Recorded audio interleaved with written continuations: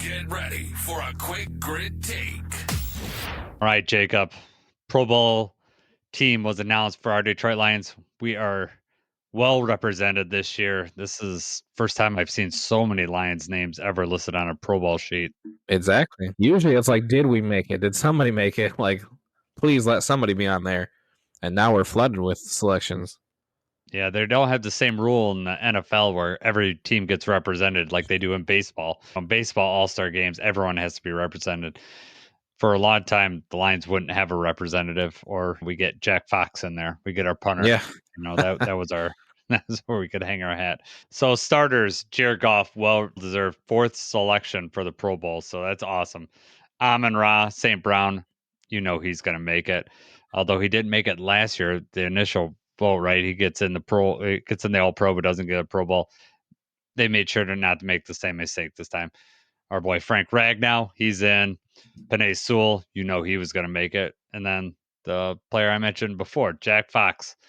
He plays about half the games for the Lions because we don't have to punt. But when we do need him, he comes up huge. Who made it for the reserves, Jacob? Reserves. So Jahmyr Gibbs, obviously very deserving. Top running back in the league right now for sure. He's put up there. I don't know if you saw, they posted a statistic earlier. I think it was Justin Rogers. We envision Jahmyr Gibbs kind of being like an Alvin Kamara type back. And, it's a second season, and he's already, I think it's the scrimmage yards, right? He's already surpassed the scrimmage yards from Alvin Kamara. Yeah, Alvin Kamara has ever done. So right. I know last year when when Jahmyr was a rookie, we were hoping that Alvin Kamara thing would come to fruition, and he's more than done that. And what's crazy is that splitting time for the most part when Dave Montgomery isn't hurt, he's splitting time. He's not on the field all the time, which is even more impressive that he's able to put up those stats. Exactly. He doesn't have as many touches as some of these other running backs, and he's still able to do, a really good job. Other reserve, first time safety Brian Branch, also very deserving, very hardworking player, constantly just a huge part of our defense. Finally getting the recognition. Tom Grassi will be all mad that Packers missed on Branch, and we capitalized on letting him fall to us. So I love having Branch out there. We also had, along with those 7 players, which is the second most in the league, the Ravens had 9 players elected. The Lions had 7. But we also had 11 players named as alternates for the Pro Bowl, which, again, insane. I know we mentioned on the pod, but if you didn't hear that, but most of these guys were, top 3 or top 5 in the fan vote. And that was announced just a couple days before they had the actual official final voting results. So I believe the fan vote was supposed to count for a third, right? They split into 3 and they all held equal weight. Is it weird that they do this before the last game of the season? Yes, that's what I was just going to say, is I don't understand. And for the fan vote to end, and then right after that, the player and coaches vote, like, who voted on this? When did they vote on this? Did they vote on this months ago? Yeah. Because a lot changes towards the end of the year. Can you imagine voting on MVP, like, in the middle of the season? Well, I mean, KerbyJoseph, who we're going to talk about in a little bit, got 2 interceptions on Monday. When did this vote go down? He leads the league in interception. I don't get it, man. So let's all those questions are I guess for another podcast, but yeah, it floors me a little bit that we don't let the whole season play out. Let's talk about this. KerbyJoseph, the league leader in interceptions with 9. It's not even the first alternative, the second alternative. Why do you think he got left off? We'll start there. Okay, I mean, I think the main reason that he was left off is just this perception that people have of him, that he's a dirty player. It really makes me... There's 2 things that could have happened. We kind of just mentioned the one.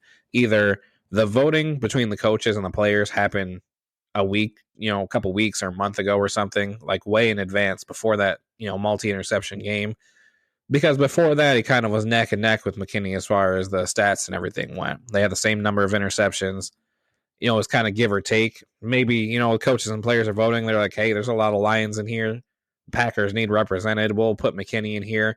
Who knows if that's how that conversation went. But the other thing is just the perception that he is a dirty player. And, when you see that, that's all the Twitter rage and everything that's going on right now. that's really the only argument that I see being made against him is just that he's a dirty player. Right? I mean, that's, you put any stat line that you can think of out there, and he absolutely deserves a Pro Bowl nod, and he really should be in the Defensive Player of the Year running. I feel like he is. I know he's not, being a public name. He's not one of the betting names right now, but, the stats speak for themselves. And nobody can defend Xavier McKinney starting over him without mentioning the perception that he's a dirty player. And he has one penalty this year for unnecessary roughness. Yeah, and that was just this past week for protecting Terrion Arnold. It was after the play, and it wasn't a dirty hit or anything. He just come over and shoved him, and yeah. So, yeah, I get with that. When you look at doesn't hit people in the helmets. I know the thought is that he's a dirty player because 2 players went out with these injuries. Those things happen, like low hits happen all the time. You don't want to hit people high because you don't want to give them a concussion. And so you hit them low.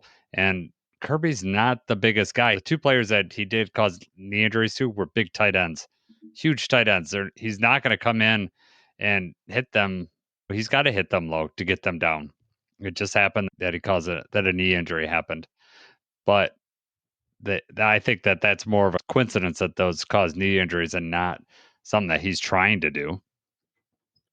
Yeah, I mean, even when he returned the interception, he got hit low and he got flipped up too. That's a football play. I mean, that's how a tackle works. And, it's harder for the receiver maybe to get ready for it when they're catching and turning around. But at the same time, you can't get ran over. And that's kind of what the NFL wants. You don't want to go low. You want to go for their hips or below. You want to drop down. It kind of was just the perfect storm. And it's just really unfortunate that it happened twice.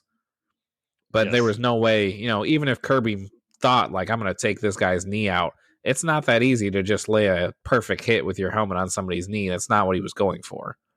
I think another thing that couples in there is just what Stafford was mic'd up and basically called out Kirby after he hit the tight end for the Rams.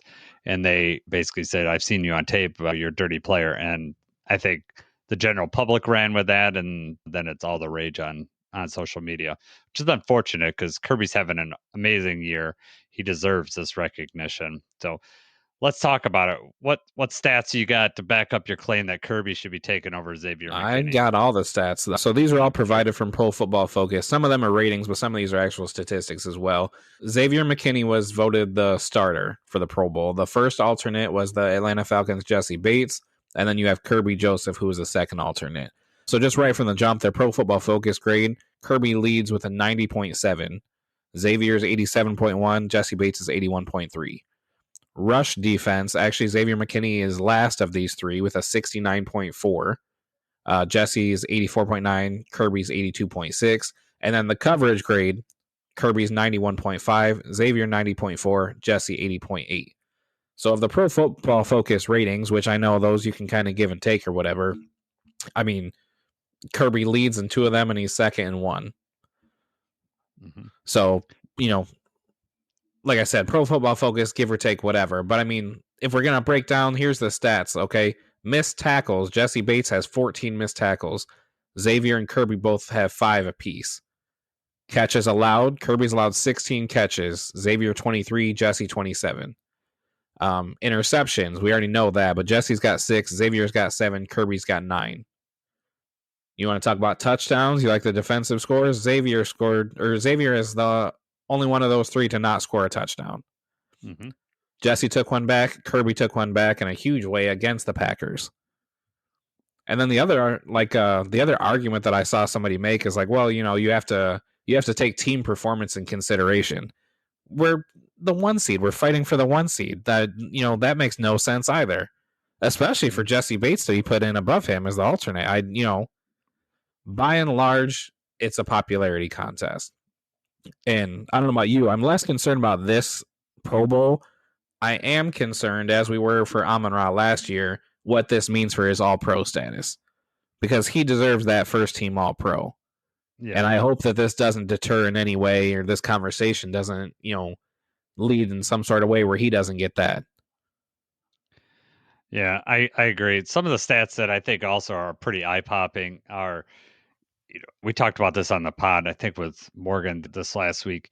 He leads the league with 9 interceptions, but the QB passer rating against him is 25.4, which is the lowest in the league and also the sixth lowest since they've been keeping the stat in 2016. So this is all-time level of production that we're getting from Kirby. I mentioned his 25.4 passer rating. If you look at Xavier McKinney, he's at 57.9. So you could double Kirby's passer rating against it. He'd still be lower than Xavier McKinney. Kirby's only allowed 133 yards passing, whereas Xavier McKinney's up to 261 yards.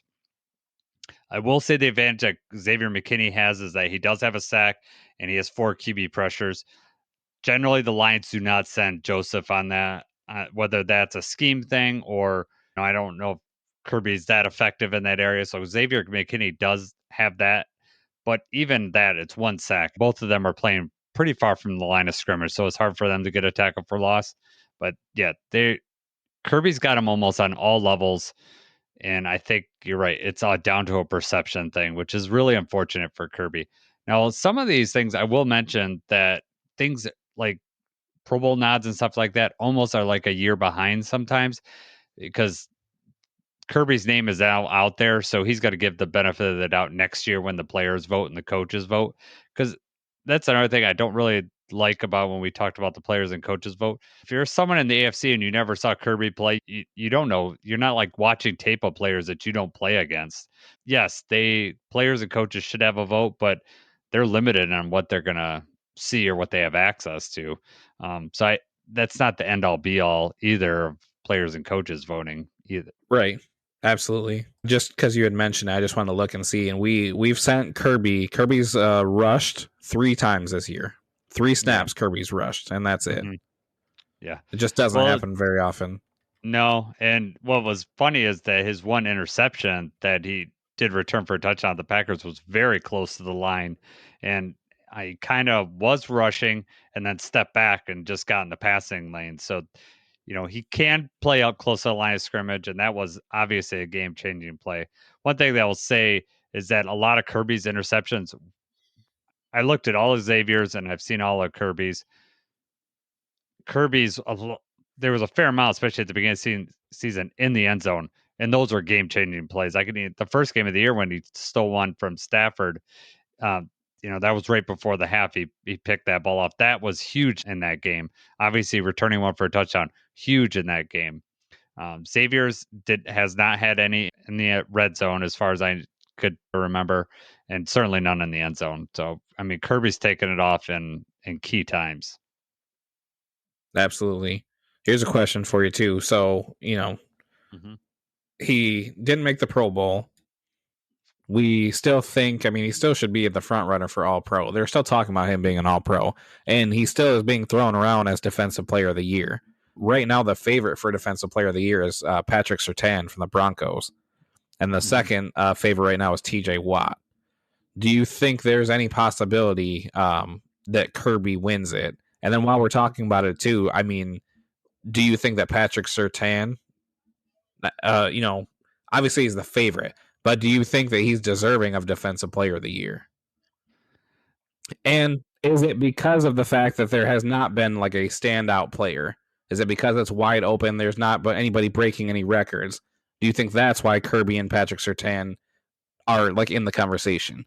TJ Watt is in the conversation because he's TJ Watt. He's not performing at the level that he has. Mm-hmm. That's the only reason he's there. Well, I think your answer is yes. The only reason that Kirby and Patrick Surtain are even talked about is the league leader in sack right now is 14. We're not anywhere close to 20, and usually, it's just like on the offensive side, it's going to go to a quarterback. And the only time that it wouldn't is if you weren't having quarterbacks just having more average seasons, and then you had a season like Saquon where he's close to breaking the record or something like that. But this year we've had some awesome quarterbacks, so a quarterback's going to get it. In defensive line, it's who can rush the quarterback, who's going to affect gameplay that way. Usually a player with a sack. However, with them both being low and that's why you have Patrick Surtain and Kirby in there. I don't think either one of them win. I'm biased because I want to say Kirby's going to do it, but I just don't. He won't have the votes to get there, especially with him not making the Pro Bowl. What about Right. you? Where are you Well, I at mean, with all it's definitely just a popularity contest. TJ Watt's actually 4th in sacks right now. Trey Hendrickson leads the league in sacks, and Trey Hendrickson is nowhere to be found on there. Yep, and Miles, and then Daniel Hunter is close, falling up behind. But yeah, it is just one of those things. Historically, a defensive lineman, defensive end, defensive tackle. Aaron Donald obviously did it for a little bit, and linebacker. I actually went back to look just to see as far as defensive backs for Defensive Player of the Year. Stephon Gilmore won in 2019 with the Patriots, and he had hardly any stats. Like there were no. That's the thing about cornerbacks, right? Is and Patrick Surtain this year, I think he's got like 4 interceptions.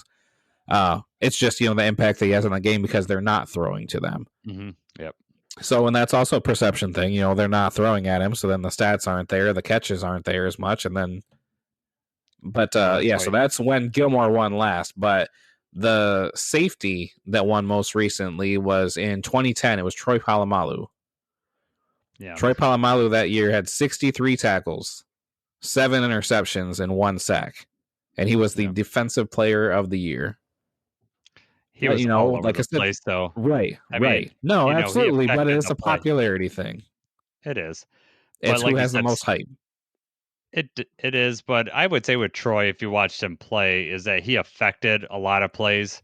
Like even if he didn't make the tackle or whatever, he could affect the play. So I mean, that's really hard when you just look at those stats. Who votes for the Player of the Year? Is it media or is it's it Associated Press? So I think that's the media Press thing. Right. You have some media members that do their research and are journalists and see everything. And then you have other people that, it's a popularity contest or now it's a social media contest. The thing about Polamalu, which maybe this is a good thing for KerbyJoseph going forward too, is that Polamalu's best years were probably leading up to that. I mean, he was already established. He was, when you're talking about all over the field and everything, that's already the type of player that he was. And then this particular year, when he won Defensive Player of the Year, it wasn't really anything, off the rails, crazy. It was more so like there's nobody else. And then you've got Troy Polamalu. He's the name. He's still playing at a high level. It's, that's what I said before. It just comes down to a lot of it is just a popularity contest and less about what you put on the field. Yeah, well, I think, that's what I said before about the Pro Bowl being like a year behind. It takes a little bit to get the benefit of the doubt. And so like, okay, he's having a KerbyJoseph year. So yeah, we're going to put him in the Pro Bowl. He deserves it, whether it's his best year or not. So like Amon-Ra, hopefully. I mean, Yes. I'm hoping that Kirby gets it. 9 interceptions. Just this past week, the one was a gift. That was a bad throw by Brock Purdy. But the second one, that was all Kirby, reading the eyes and doing his thing and anticipated. And that's what changed this year. He's able to do that. And that both those interceptions, if we don't get those, Lions don't win that game. I mean, bottom line, they don't win that game if they don't get both those interceptions. Yes. But I don't, I don't think they take that into consideration, the grand scheme of things, the level of... No, I'm just saying for the They Lions just look at the number. Yeah. No, I think for the Lions standpoint, though, it's gigantic. So, but anything else you want to add to the Kirby argument? No, I think I rest my case. Yeah, I know. I hope that he gets in. Well, hopefully he doesn't even have to play because we're preparing for the Super Bowl, right? But I hope for All Pro he gets his nod. He deserves it. He's having an amazing year, and he's gonna earn a big contract. Hopefully, it's with the Lions. Right. Hey, he said before the season, I want to lead the league in interceptions. And, when we hear that, we're like, awesome, which we already knew, like, awesome. He's a hard worker. He's setting goals. He's got high hopes for the team. And then to see it, come to fruition and to see him actually leading the league in interceptions and still playing high, it's just awesome. Yep.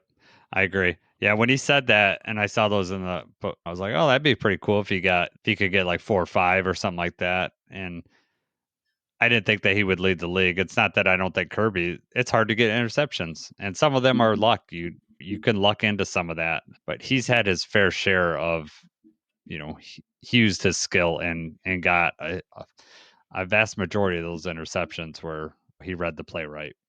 Right. All right, Jacob. I think we can take off here. It's you can like and subscribe if you like what you heard. Send us in the comments. Is there something we're missing? Is there someone else that deserves to be up there that we should have talked about? Who is your defensive player of the year? So for Jacob, I'm Jason. Let's go Lions.